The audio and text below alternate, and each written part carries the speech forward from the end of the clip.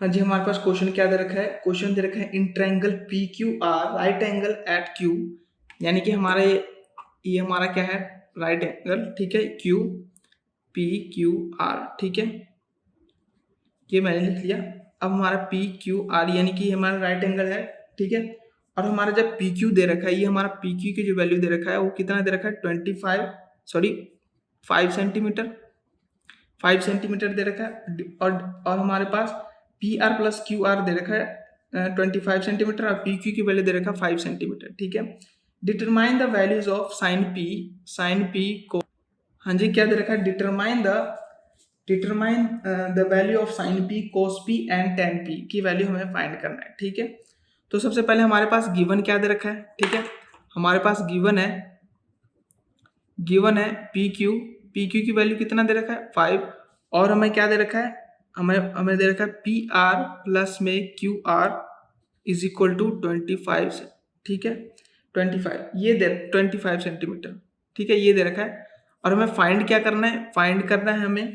हमें फाइंड करना है साइन पी, कोस पी और टेन पी की वैल्यू हमें फाइंड करना है, ठीक है। अब देखो यहाँ से कि जो हमारा यहाँ पे क्या है, यानी कि हमारा ये हाइपोटेन्यूज हो गया, ये बेस हो गया, मैं इसको मान लेता हूँ ये कि हमारा बेस हो गया, ठीक है, और ये हमारा हाइपोटेन्यूज हो गया और ये हमारा परपेंडिकुलर हो गया, ठीक है। मैं इसमें क्या लगा दूंगा? मैं इसमें लगा दूंगा पाइथागोरस थ्योरम लगा दूंगा, क्या? बाय पाइथागोरस थ्योरम, ठीक है। ये क्या होता है? H square is equal to B square, base का स्क्वायर प्लस में परपेंडिकुलर का स्क्वायर। तो हमारा हाइपोटेन्यूज में क्या है, ठीक है, यानी कि हमारा क्या है? पी आर, यानी कि पी आर का whole square is equal to base क्या है? आर क्यू आर, तो क्यू आर का स्क्वायर प्लस में पी परपेंडिकुलर कितना है? पी क्यू, तो यानी कि पी क्यू का स्क्वायर। अब देखो हमारे पास ये क्या आ गया? अब हमारे पास देखो पी क्यू की वैल्यू कितना गिवन है? 5, तो मैं लिख देता हूँ 5 का होल स्क्वायर, ठीक है। अब हमारे पास क्या दे रखा है कि जो हमारा पी आर, हमारे पास क्या दे रखा है कि जो हमारा पी आर, यानी कि मैं क्या लिख सकता हूँ, ठीक है। अब ध्यान से देखो यहाँ से कि जो हमारा पी आर हमारे पास गिवन क्या है? पी आर प्लस में Q R is equal to 25, ये हमारे पास दे रखा है। P R plus Q R is equal to 25, तो मैं यहाँ पे क्या करता हूँ कि Q R is equal to क्या हो जाएगा फिर? 25 माइनस पी आर, ठीक है। तो इसकी वैल्यू मैं क्या करता हूँ? इसमें पुट कर देता हूँ, ठीक है। तो यहाँ पे हमारा क्या आ जाएगा? क्यू आर की जगह क्या आ जाएगा? 25 माइनस पी आर का होल स्क्वायर, पी आर का स्क्वायर, ठीक है, ये हो गया। अब आगे देखते हैं, तो हमारे यहाँ से क्या आ जाएगा? ये पी आर का स्क्वायर, ये आ जाएगा ए, यहाँ पे क्या लगेगा? ए माइनस का होल स्क्वायर। अब यहाँ से क्या आ जाएगा? A square plus B square minus 2ab। अब हमारे यहाँ पे क्या आ जाएगा? ए स्क्वायर यानी कि 25 A square plus B square minus 2a B plus में ये कितना आ जाएगा? 25, ठीक है। यानी कि P R square is equal to कितना आ गया? 25 कितना आ गया? 625 प्लस में पी आर स्क्वायर माइनस ये कितना होगा? 50 पी आर प्लस में 25, ठीक है, इतना आ गया।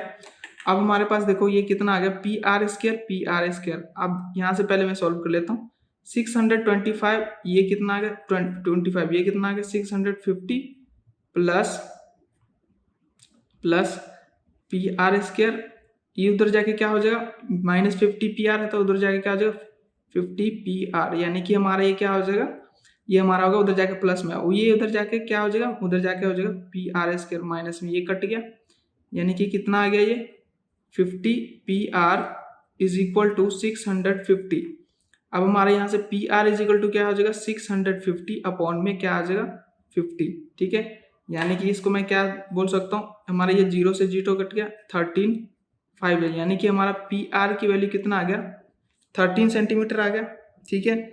यानी कि हमारा पी आर की वैल्यू कितना आ गया? 13 सेंटीमीटर। यानी कि हमारा ये क्या आ गया?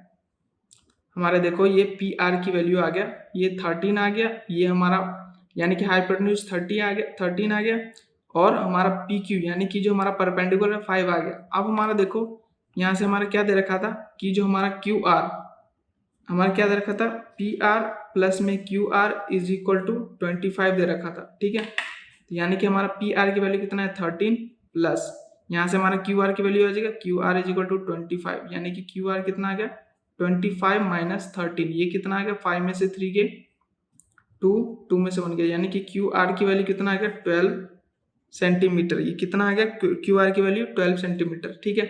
अब हमारे पास तीनों साइड की वैल्यू आ गया, ठीक है।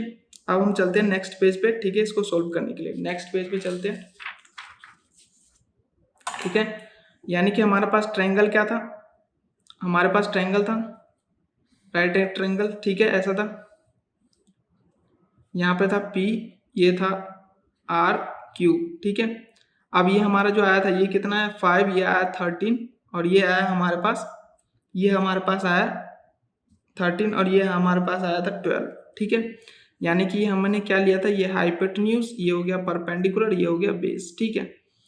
अब यहाँ से देखो कि जो हमारा ये हो गया, अब हमारे पास क्या दे रखा है साइन P, यानी कि P की क्या निकालना है साइन P, यानी कि साइन P। अब देखो अब साइन P जब निकालना है यानी कि ये वाला साइन P की वैल्यू, यानी कि ये अगर इसका अपोजिट साइड ये वाला क्या होगा फिर परपेंडिकुलर हो जाएगा, यानी कि हमारा ये कितना हो जाएगा। अब देखो पंडित बद्री प्रसाद हर हर बोले सोना चांदी तोले, ये हमारा क्या होगा साइन थीटा, यानी कि हमारा ये देखो ये हमने पहले बता रखा है, इसको याद कर लेना। फिर ये हमारा क्या हो जाएगा साइन थीटा, यानी साइन थीटा क्या होता है परपेंडिकुलर अपॉन में हाइपोटेन्यूज, तो मैं यहाँ पे क्या लिख दूंगा परपेंडिकुलर अपॉन में हाइपोटेन्यूज। तो अब देखो इस ट्रायंगल में हमने तो ये लेट करके मान लिया कि हाइपोटेन्यूज परपेंडिकुलर, लेकिन अगर एंगल P हमारा ये है तो परपेंडिकुलर क्या होगा इसका अपोजिट वाला साइड, यानी कि ये कितना हो जाएगा ये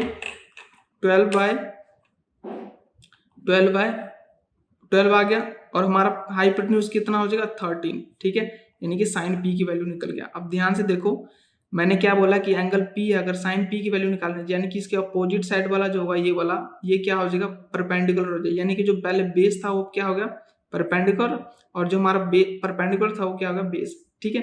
अब हमारे पास क्या अब हमारे पास क्या किसकी वैल्यू निकालना है कोस P की वैल्यू कितना होता है बेस अपॉन में हाइपोटेन्यूज, तो बेस हमारा कितना है हाइपोटेन्यूज कितना है 13, ठीक है, और बेस कितना है यहाँ पे 5, तो 5 यानी कि कोस P की भी वैल्यू आ गया। अब हमें फाइंड क्या करना है tan P की वैल्यू क्या हो जाएगा फिर परपेंडिकुलर अपॉन में बेस, परपेंडिकुलर कितना है 5, परपेंडिकुलर यहाँ पे कितना है 12 आ गया और बेस कितना आ गया फिर बेस कितना हमारे पास 5, यानी कि हमारे पास यही तीनों की वैल्यू फाइंड करना था, ठीक है, यानी कि साइन P cos P और tan P, तो यही हमें फाइंड करना, तो यही हमारा हो गया आंसर।